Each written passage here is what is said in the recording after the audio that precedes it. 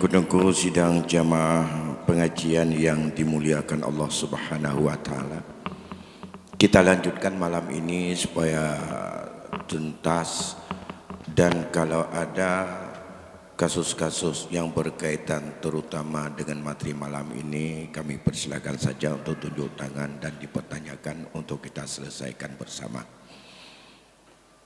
Di mana pada minggu yang lalu kita bicarakan berkaitan dengan status anak perempuan sebagai ahli waris, dan anak perempuan salah satu kelompok ahli waris yang mendapat bagian yang telah Allah tetapkan, di mana masuk dalam kategori firman Allah, nasiban mafruḍa, mereka mendapatkan bagian yang telah Allah fardukan. Malam ini kita masuk kelompok yang kedua dari 12 kelompok ahli waris yang mendapat bagian yang telah Allah tetapkan. Andai kata merasa bahwa sedikit dan tak cukup, ingin lebih dari itu, jangan minta kepada yang membagikan. Tidak ada siapapun kekuasaan untuk mengurangi hak orang lain dan memberikan kepada orang lain lebih dari kadar yang Allah tetapkan. Kecuali kita lihat dulu, punya siapa yang ingin untuk kita mendapatkan lebih daripada apa yang Allah tetapkan. Maka perlu kita buka pada kasus, yaitu kelompok yang kedua, ahli waris seorang atau beberapa orang cucu perempuan dari anak laki-laki. Cucu perempuan dari anak laki-laki saat meninggal kakeknya atau neneknya, ia hidup. Ia syarat menjadi ahli waris bila dalam kasus tidak ada anak laki-laki yang ditinggalkan oleh si mayit. Selama ada anak laki-laki, saat meninggalnya kakeknya atau neneknya, maka cucu perempuan bahkan cucu laki-laki gugur dari ahli waris. Disebut ia ahli waris, tapi dia hijab hirman atau dia dihalang secara permanen oleh ahli waris yang lebih dekat, yaitu kelompok aulad anak. Itu lebih dekat berbanding dengan aulad cucu. Kelompok keturunan si mayit yang satu lapis perempuan, kalau laki-laki terus menerus sampai ke bawah, apabila sudah mendapatkan perempuan, maka keturunan dari perempuan itu ia tidak masuk dalam kelompok ahli waris level asabah dan level furud. Ia masuk dalam kelompok ahli waris nomor 4 yang kita kenal dengan zawil arham. Orang-orang zawil arham dalam keluarga kita masyarakat Aceh sering disebut dengan hubungan karung. Tapi hubungan karung rat uru inong tilapih medema. Pertama anak inong. Setelah itu anak dari anak perempuan itu adalah ahli warisnya kelompok zawil arham. Cucu perempuan dari anak laki, ia ahli waris. Tapi statusnya bila tidak ada ahli waris yang lain, yaitu anak, maka ia ahli waris. Bila ada anak, dia tidak menjadi ahli waris. Maka kalau wasiat untuk dia, kalau kita tahu bahwa kita ingin agar dia kalau kita meninggal dunia menjadi ahli waris, itu tidak bisa kita paksa selama anak-anak kita masih ada yang lain. Ya. Gimana juga wasiatkan untuk dia. Kalau wasiat untuk dia, andai kata saat meninggal masih ada anak laki-laki, anak perempuan, itu tidak ada urusan. Itu lebih bagus karena dia itu cucu. Dan ia bukan statusnya pengambil pusaka dalam keadaan yang demikian, tapi dia adalah sebagai orang yang terhijab secara hirman karena ada anak laki-laki. Satu. Yang kedua, yang bisa menghalang anak perempuan hanya 2 atau lebih anak perempuan si main. Yang meninggal boleh ayah, boleh ibu. Ya. Dia tidak bisa dapat. Kalau ingin dapat, bukan pusaka. Apa juga?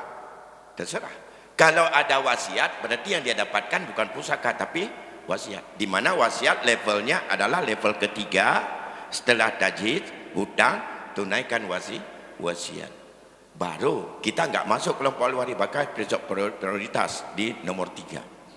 Nah, kalau dia mendapatkan secara wasiat, itu bukan faraid, bukan hukum waris. Kalau dia mendapatkan dengan jalan hibah di saat kita masih hidup, itu juga bukan faraid.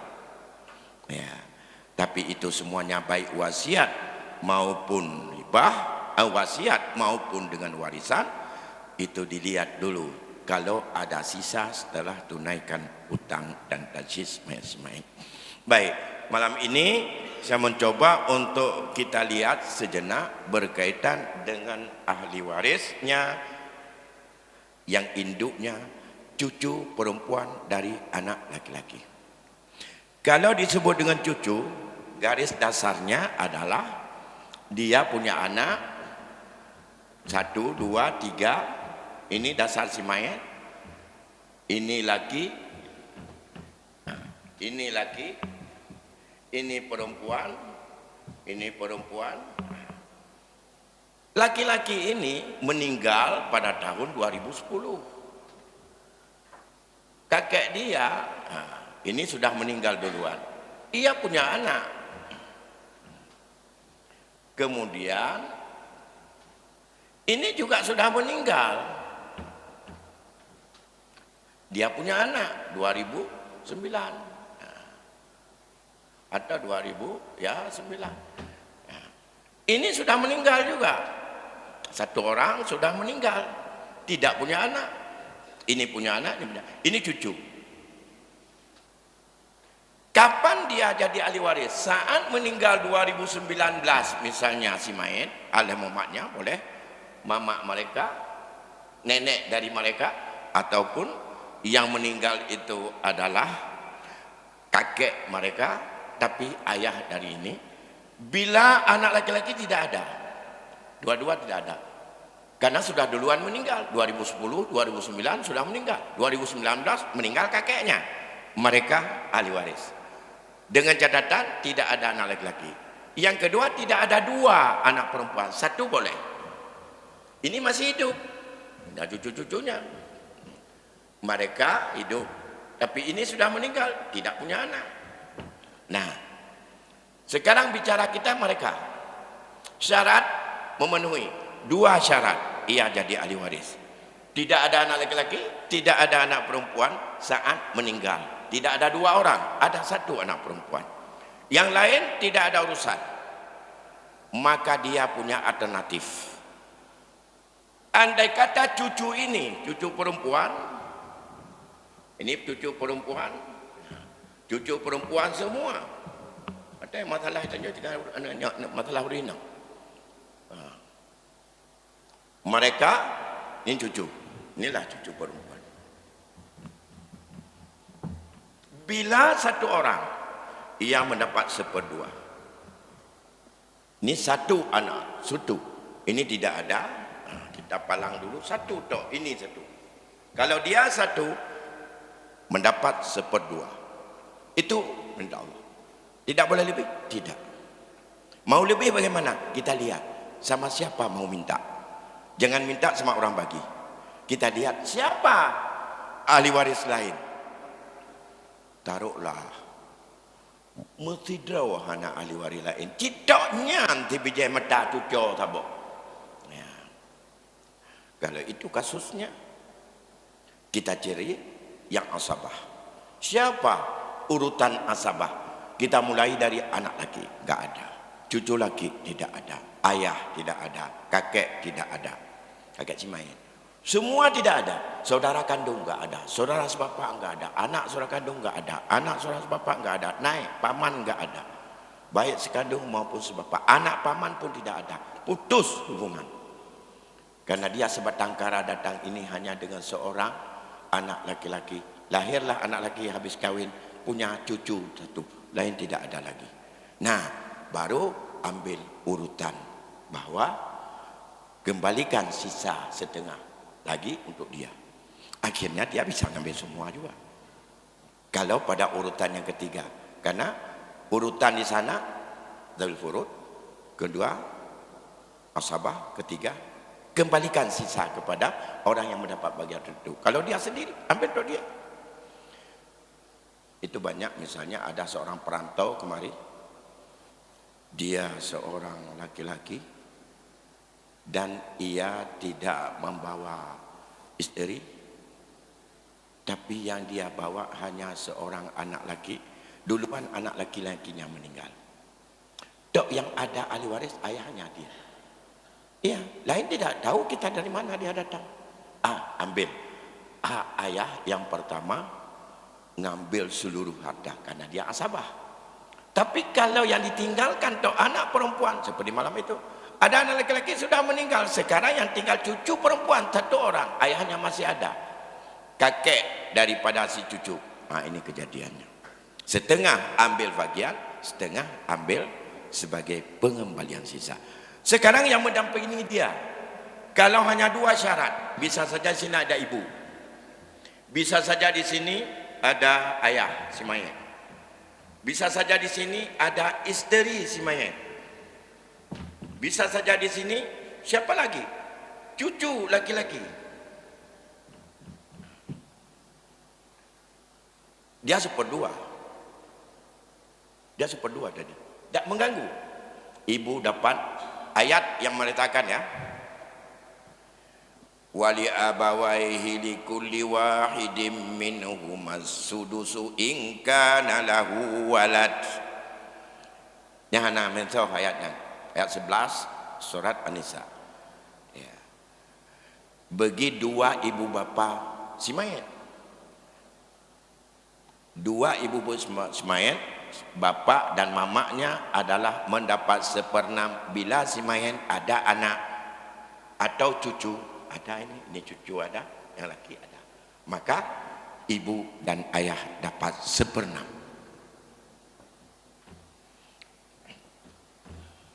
Istri walahunna sumunu in kana lakum walad. Kalau kamu yang mati hai suami ada keturunan, maka istrimu dapat sumun. Gak ada arti lain. Itu perintah dalam ayat semua. Nah, cucu perempuan dari anak laki-laki, barangkali ada satu anak perempuan,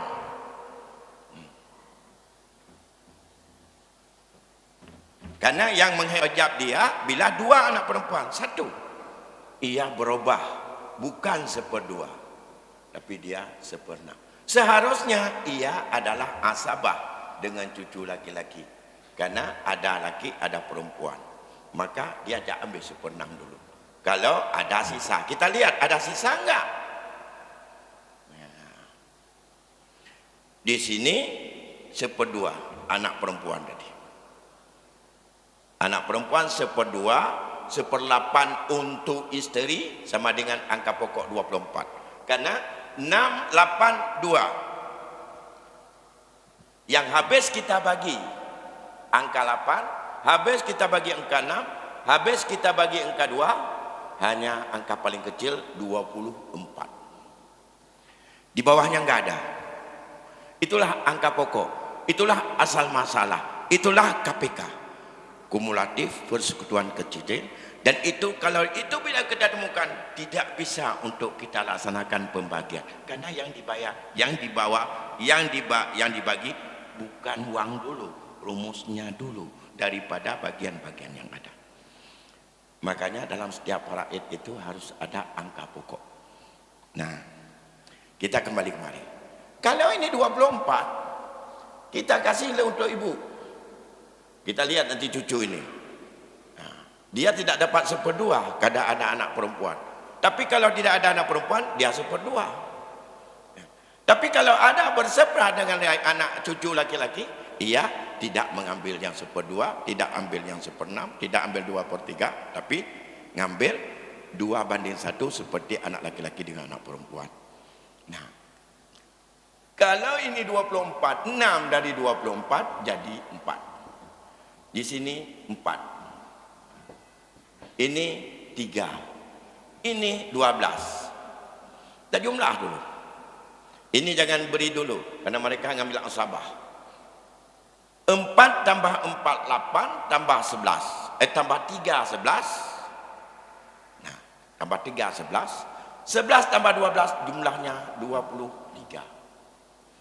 Tinggal sisa 1. Cucu perempuan, andai kata dia ambil 1/6 lebih besar daripada ngambil sisa bersama dengan abangnya yang laki-laki, maka dia boleh ambil 1/6. Kalau dia ambil 1/6, dia juga 4. Kalau kita tambah dengan 4 itu 23 jadi 27. Nah, ini yang menerima asabah. Cucu agam, baan agam, preh asabah, putra preh mensiptan. Kun cucu agam, lon wali. Karena lon, karena hanali anak agam, maka cucu agam, baan agam adalah wali. Betul. Tapi dia tidak diberikan bahagian oleh Allah. Tapi kalau cucu yang perempuan itu ada bagian, dia tidak punya bagian. Tunggu seperti perintah Rasul, alhiqul faraidha li ahliha, kasih bagian-bagian. Kalau ada sisa, fama baqiya aula rajulin zakarin, kasih laki-laki lebih utama. Lebih utama cucu laki-laki berbanding dengan ayah semayat. Karena urutan pengambilan asabah ke bawah dulu, bukan pada ayah. Ayah tetap ngambil in kana lahu walad, karena ada anak termasuk cucu, maka dia dapat 1/6. Nah, ini lebih menguntung. Percuma dalam pandangan para ulama-ulama faraid, 1/4 yang diambil oleh cucu perempuan ini, ia gabung dengan cucu laki-laki. Karena dia nggak dapat, ia ambil yang bagian si cucu ini dengan dia. Kalau tidak ada cucu laki-laki, sungguh mereka 1. Kalau dia 4 di sini, ya 1 sisa. Ini lebih besar. Di sini tidak ada asabah. Lantas bagaimana penyelesaian 27? Sedangkan angka pokok 24. Inilah yang disebut dengan aul dalam ilmu faraid. Membesarkan angka pokok, kalau dilihat angka pembilangnya ke bawah, begitu dihitung sudah 27, angka pokok 24. Ini jangan dibagi dulu harta. Besarkan dulu angka pokok sampai sama dengan angka distribusi atau angka pembilangnya 27. Dasar hukum mana? Ini kejadiannya, ini yang kita sebut dengan aul. Nanti beberapa persoalan yang terjadi aul itu ada. Dasar hukumnya pada masa Sayyidina Umar, bukan ayat, bukan hadis, tetapi menjadi ijma' sahabat, konsensus seluruh sahabat Nabi. Ijma' lebih kuat. Kita ingat dasar hukum Al-Quran, Al-Hadis, ijma' baru qiyas. Ini ijma'. Kejadiannya ada satu kasus pada masa Sayyidina Umar. 2 orang saudari kandung mengadu kepadanya. Ada seorang laki-laki meninggal dunia, ada seorang suami, istri meninggal dunia, yang ditinggalkan 2 orang saudari kandung. Gak ada saudara, gak ada wali, dan hanya suami. Menurut ayat An-Nisa 176, 2 saudari kandung, tidak ada anak, tidak ada cucu, tidak ada ayah, tidak ada kakek, ia mendapatkan 2/3. Ya. Suami pada ayat 11, walakum nisfu ma taraka azwajukum, illam yakul lahunna walad. Kamu para suami mendapat 1/2 tirkah isterimu jika ia tidak punya anak. Sama dengan suami dapat 1/2. Inilah yang dapat kepada Umar. Ditanyakan kepada Umar, wahai Amirul Mukminin, bagaimana ini kami untuk membagikan dan kami menyelesaikan kasus yang kami alami? Isteri kami meninggal dunia, ia tinggalkan saya sebagai suami satu, dan ada 2 orang kakaknya yang seibu sebapak. Sedangkan untuk kakaknya 2/3, untuk saya setengah. Andai kata ada uang 6 juta. Ini kalau langsung kepada harta. Kalau ada uang 6 juta, hak suami berapa? Kalau setengah, 3 juta. Hak saudari kandung berapa? 4 juta. Uang 6 juta. Uang 6 juta. Suami ingin dapat 3 juta karena dia setengah perintah Allah. 2 orang saudari kandung juga mengatakan perintah Allah juga. Saya ingin mendapatkan 4 juta karena 2/3 dari 6. Kalau 3 juta ditambah 4 juta, jumlahnya 7 juta. Uang 6 juta. Enggak bertambah uang. Dan itulah peninggalan si mayat. Si mayat meninggalkan uang nilai seluruh tirkah. Setelah bayar hutang, setelah tajhid, setelah wasiat, hanya uang 6 juta. Itulah harta peninggalan si mayat. Ahli waris kepingin satu suami mendapat setengah, 2 orang saudari kandung dapat 2/3. Kalau ambil dari 6 juta, otomatis kalau cepat suami, ia dapat 3. Yang tinggal 2 juta untuk 2 saudari kandung. Zalim. Lantas, kalau demikian bagaimana caranya? Umar tak jadi bagi. Kalau demikian, saya tidak berani. Ini perintah ayat, tegas dalam ayat. Bagaimana cara bagi?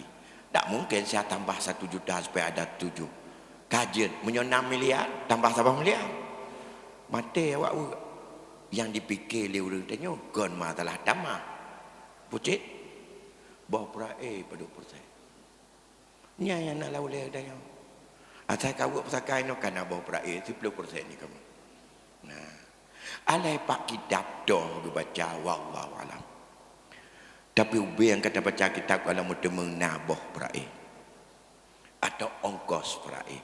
Tapi peraih ke derawa gedali wari hukum katanya mbak uraya. Hukum. Monya kajian hukum apa yang jatah peraih tu.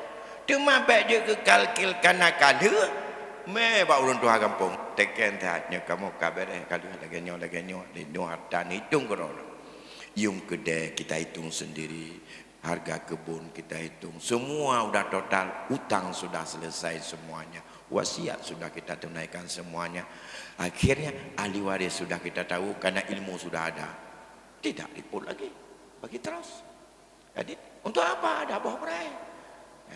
Kalau kita minta bawah berai itu mahal kali nanti, akhirnya kita menjut-jut mentong ledat peng nyantuk 2 juta ada aja ke bawah berai. Habis bukannya sehingga salah satu sebab kita di Aceh hari ini faraid ini menyangkut penyelesaian harta warisan, andai kata ada keluarga meninggal, itu tidak pernah menjadi sebuah budaya atau tidak menjadi syiar, atau kadang-kadang tidak pernah kita ada kampung yang tidak pernah kita dengar.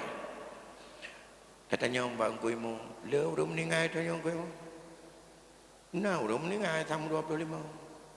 Pada udra yang naik konsultasi yang dayak lapor bak draw nak kali hiwa pusaka. Mesti drawana. Nah, yang kampung 25 udah meninggal yang tidur. Mesti drawahana berdepat peraih. Ibu gak ada yang giban. Kamu kabere. Pajam bere. Kalau mati kabere jamun. Ala kiban gewa kalau mati. Membagi pusaka, membagi harta kita sebelum kita meninggalnya bukan faraid itu. Akibat kematian baru Setelah meninggal, itulah kekuasaan tidak ada lagi. Yang punya tidak ada lagi. Saat itulah hukum Allah datang. Demam yang kata buat kerana ini mana tu kalau meninggal tu kata-kata kabeh tahu aja mendung. Nyan punan ni.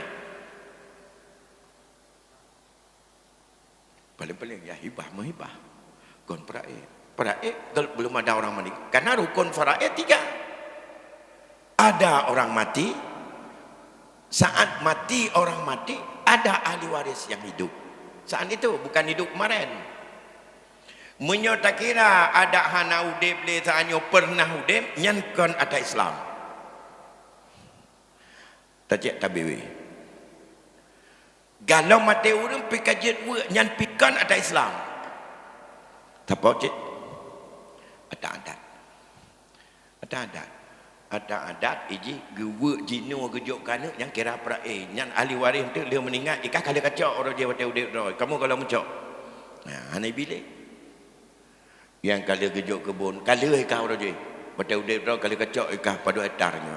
Kamu mesti nak kalau mencok, ikah nalih kalinya. Ya.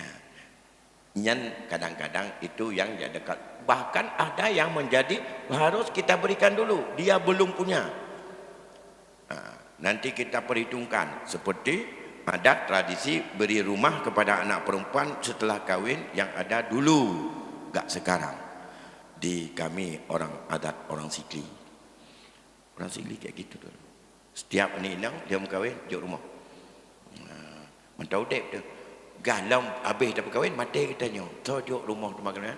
Nyampai akoh oleh mandung. Benar rumah oleh mandung. Ya. Maka anak sampai mengkahwin mendung. Jok rumah oleh kerana rumah tapon-tapon tu baru jok tahu punya nak tinggal. Sehingga terjadi penundaan. Ya rumah nyanto yang dua ini kalau pegang rumahnya haji uak-uak ila segala pesaka itu adat.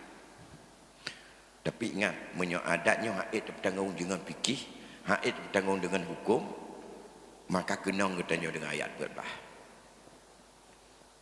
Ayat 14 bunyinya wa may ya'sillaha wa rasulahu wa yata'adda hududahu yudkhilhu naran khalidan fiha wa lahum azabun muhin.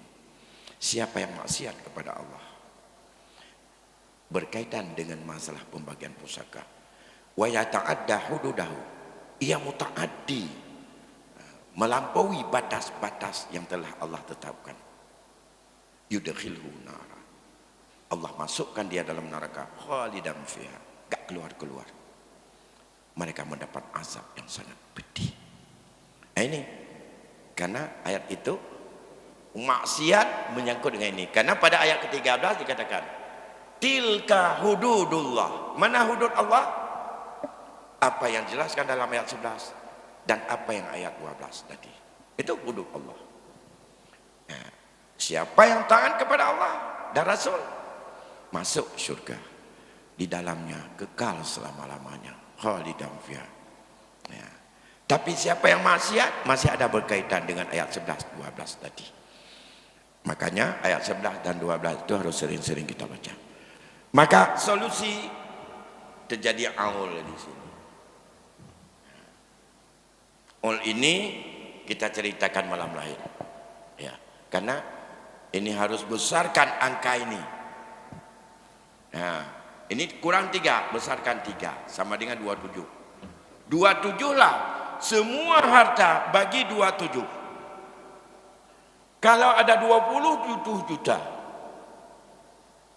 harta, maka cucu perempuan bersama dengan cucu laki-laki dapat ia 4 juta. Bagi 3. Ibu 4 juta. Ayah 4 juta. Anak perempuan, ini cucu dulu. Anak perempuan tadi 1/2, 12 juta. Uang 20 juta. Ia dapat 12 juta. Karena dia adalah mengambil 1/2 dari 27, bukan 1/2 dari 24. Jadi kurang bersama. Maka anak perempuan mengatakan, berapa hak saya? Ayahmu meninggalkan pusaka berapa? 20 juta nilainya. Hak kamu berapa? Hak saya hanya 12 juta. Itu 12 juta kamu mendapatkan seperberapa? Seperdua. Itu perintah ayat, seperdua. In kanat wahidatan falaha nisfu, setengah. 12 juta setengah dari 27. Oh kan, menyokong lagi kan zalim. Yang lagi yang betul. Matematik kan. Hana rumus matematik setengah dari 27 12 juta. Dalam rumus faraid setengah 27 2 juta. Perlu lebih? Padu perlu lebih. Di sini minta sama cucu, minta sama ibu, minta sama ayah. Kalau mereka mau berikan semua, silakan ambil 20 juta, 27 juta. Kalau mereka enggak, bukan minta pada orang yang membagikan. Ia enggak punya kekuasaan. Dia bukan Tuhan. Allah yang memberikan segini. Karena ini harta halal, ambil 27 kalau orang ini semuanya menghibahkan untuk dia. Tapi milik dia faraid tetap 12 juta. Sedangkan sisanya 18 juta. Ada sisanya yang lain itu milik Allah. Oh enggak rida sangat. Enggak rida. Ya udah. Lam yarda biqada'i Allah. Kalau tidak ada anak perempuan. Ini kita bicara cucu. Gak ada anak perempuan. Begini kejadiannya. Gak ada cucu laki-laki. Ia sendiri. Dia seperdua. Sama dengan anak perempuan tadi. Ibu tetap seperenam. Ayah seperenam plus asabah. Istri tetap seperdelapan. Karena ada cucu. Kalau begini angka pokok tetap 24. Maka di sini adalah 12. Di sini 4. Di sini 4. Di sini oleh. Dah bagi. Tambah 8 20. Ini enggak ada yang kurang. Kalau demikian ayah dapat plus 1 sisa. Inilah. Yang 1 ini dia ambil asabah. Yang 4 dia ambil bagian yang Allah berikan sebagai kata 20 juta ini lebih gede. Dia mendapatkan setengah penuh, 13 juta setengah. Ya, dah. Kalau hilang lagi, tidak ada ayah, tapi ada kakek atau ada saudara kandung, cucu. Kemudian tidak ada ibu lagi. Ini lagi kejadian nanti. Tapi dia tetap tidak berubah. Seperdua. Ibu bila 1 ada anak seperenam, sisa untuk saudara kandung. Karena dia menjadi asal di sana tidak berubah. Baru berubah di sini dia 2. Dia mendapatkan 2/3. Dia bagi-bagi. Kalau 2/3, 3 dengan 6. Angka pokoknya 6. 2/3 dari 6, 4. Ibu berarti di sini 2/3 dari 6 mendapat 4. Kemudian ibu seperenam dari 6 1. 5 sisa 1. Supaya 6 habis. Kepada sisa saudara kandung. Hanjut tecok. Kamu cucuk menucuk mendung hanjut. Ini apa lagi nya? Hebat. Munya pelecok mandum laki pak mak sini, laki pak saudara kandung sini. Ibi. Dapat kalau laki pak Allah. Yang Allah tu adalah 4. Kalau uang 6 juta yang Allah berikan kepada kalian berdua adalah 4 juta. 1 juta hak mamakmu. 1 juta hak pamanmu ataupun adik daripada orang tuamu yang laki sebagai asabah. Nah, sekarang saya bagaimana bisa mengambil semuanya? 4 juta Allah berikan. Kalau dikasih oleh ibu 1 juta, saudara kandung 1 juta, paman, berarti kamu ambil semuanya. Dikasih enggak? Ya. Kemudian ada haibi pekucok. Yang ini haram. Ini haram. Ini yang halal. Nah, dapat sah, dacok, you dah berpelung, tak macam-macam. Ya, biasa je menyocucah saja, kecuali nak yang mamak terodo ini. Nyana mamak di sini ibu, artinya itu isteri, bukan mamak si mayat. Isteri tetap kalau ada dua orang cucu dia 1/8. Kalau 1/8 di sini semuanya adalah tetap pada 24. 2/3 24 16. Di sini mendapatkan 4, isteri hanya 3. Saudara kandung sisa. Berapa nanti sisa? Kita lihat dulu. 16 tambah 4, isteri tambah 3, 16, 20, 23. Saudara kandung tetap 1. Tapi sabuno dengan sajino beda. Sabuno rayo, sajino pun 20 put bungkuh bertemu tina saudara kandung. Apa boleh buat? Karena mengapa? Dan ia hanya pengambil sisa. Kalau ada 1, kalau tidak ada, ya udah. Dia tidak punya hak apa-apa. Karena ada yang bertanya, kiban bejo kamu walinya, ya, misalnya dalam satu keluarga tinggal anak kecil, dia bukan wali. Karena tadi malam baru lahir. Apakah wali punya hak? Tidak ada. Karena hak anak kecil. Wali punya kewajiban menjaga, mengurus, menumbuh kembangkan terhadap harta anak kecil. Ya, itu barangkali beberapa hal. Kalau ada yang ingin bertanya menyangkut dengan ini berubah terus. Berubah, siapa yang mendampingi cucu akan berubah. Berubah, tapi hak dia enggak berubah. 1/2, tapi setengah pokoknya peng di tengah dari peng, tapi setengah dari angka pokok. 2, 3, 10 tetap 2/3. Ya, nanti kita lihat kelompok yang lain. Ini sudah 2 kelompok. Ini mengamalkan ayat Allah. Ini ayat muhkam. Ini bukan pendapat ulama.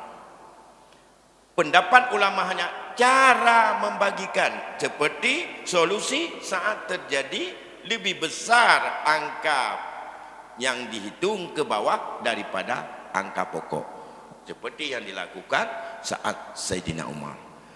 Oleh karena demikian, secara tauhid, kita orang yang berakidah, andai kata tidak mendahului ini, sama dengan kita sudah tidak menjadi hamba yang taat kepada perintah Allah secara konkret. Tidak ada jalan ijtihad berkaitan dengan furudul muqaddarah ini. Maka dikatakanlah prinsip hukum Islam dalam masalah pusaka adalah ijbari, pemaksaan. Dipaksa siapa saja ahli waris dengan berapa kadar yang diberikan Allah. Jadi tidak bisa untuk dipaksakan lain. Itulah ijbar. Ridha tidak ridha, itulah sebagai hak yang Allah berikan. Saya pikir sebagai seorang mukmin, bila merasa tidak ridha, imannya perlu dipertanyakan. Kalau dia sadar sebagai seorang mukmin, hukum yang lebih besar adalah hukum Allah. Ketetapan Allah, bukan ijtihad. Kalau ijtihad boleh melihat pendapat ulama ini begini. Tidak boleh ambil alternatif antara ayat dengan adat, antara ayat dengan BW. Itu kita tidak boleh sebagai seorang mukmin. Oh, menyolagi nyandang ko Islam balung kita mentombak BW. Karena menyombak BW itu ada cucunya taban hak yah tabi, hak anik inau tabi. Olehnya anak hanya beda antara agam dengan inau. Kedih mentau menang. Karena dalam hukum BW dalam masalah ini kalau cucu, tentu saja dia punya ayah. Si mayat punya anak seperti kita tadi ada 3. Si A, si B, si C. Kemudian ada isteri. Matilah orang agamanya. Kalau ini sudah terjadi, ini sudah meninggal semua.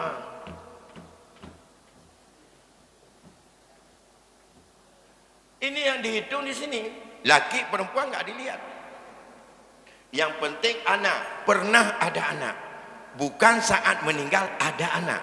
Pernah ada anak. Kalau pernah ada anak, lihat keturunan anaknya masing-masing, ambil hak orang tuanya. Dan istri sama besarnya. Nah, kalau demikian ini semuanya dibagi 4. Ini 1/4, ini 1/4, ini 1/4, ini 1/4. Kalau demikian, mereka karena sudah mati semuanya, di sini dibagi 2, mereka semuanya di sini 1/8, ini 1/8, dan seterusnya 1/8 semuanya. Kadang 1/4 dibagi 2 bagi mereka. Dan itu yang mana ilmu hukumnya mentang. Katanya iman Islam. Dan tamu iman kepada Allah. Dalam hukum peraih, hukum BW yang bertentangan dengan ketentuan Allah. Apa resikonya? Yudkhilhu nar, dosa. Nah, inilah masalahnya. Atau mau ambil hukum adat, itu juga dosa bila bertentangan dengan hukum Allah yang jelas dalam ayat. Saya pikir itu berkaitan dengan masalah cucu. Kasus-kasus yang ada berkaitan dengan ada cucu dengan apa saja, kalau ingin untuk kita pecahkan di sini boleh disampaikan baik kepada pengurus dan para imam di sini, atau diberikan nanti saat saya ada, nanti kita coba kita paparkan di sini yang berkaitan baik tetangga, orang yang ada di sekitar kita, atau dalam keluarga kita, atau keadaan yang ada sudah ini dengan keluarga kita yang kita sudah mengambil oleh orang tua kita daripada harta nenek kita. Saya pikir mengingat waktu sudah habis, malam ini masuk waktu Isya. Sampai di sini, lebih kurang saya mohon maaf dan saya tutup dengan wabillahi taufiq wal hidayah. Assalamualaikum warahmatullahi wabarakatuh.